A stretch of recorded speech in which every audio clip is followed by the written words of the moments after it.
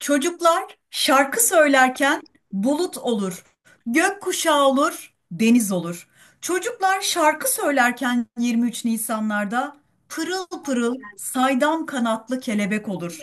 Çocuklar şarkı söylerken 23 Nisanlarda dillerinde, gözlerinde, yüreklerinde yalnızca bir dilek olur.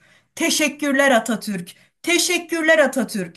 Uygurca meşrep şarkısını söyleyecek olan öğrencilerimiz Paksat ve Dilzat Abdurrahman Çok Derle.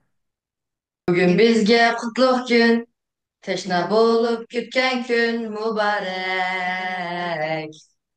Rastlap sorup sahipxan, her yaktan kelip mehman tilek tilep. Oğlum hoşna kerindaş, uruk tukkan kesiptaş, dost adaş. Keli besbesse yetip, otluk sağlamları itip aldıraş. Merhaba mihman kep soyma obdan bugün dide ganimet. Yüz görüşken günde bulsun emre bizge külke şatlık ve amet. Neva neva başlap bulaşla taşlap çiş yuxusu samağa. Taza oynap bir pez de sepmez bu ceptes kılaylı bezmeler asa. Köngüller külsün, kölget olsun, meşref seynasi.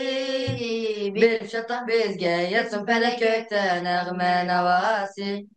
Köngüller külsün, kölget olsun, meşref seynasi. Bir şatah bizge yetsin pelek kökten ağme navasi. Rahmet.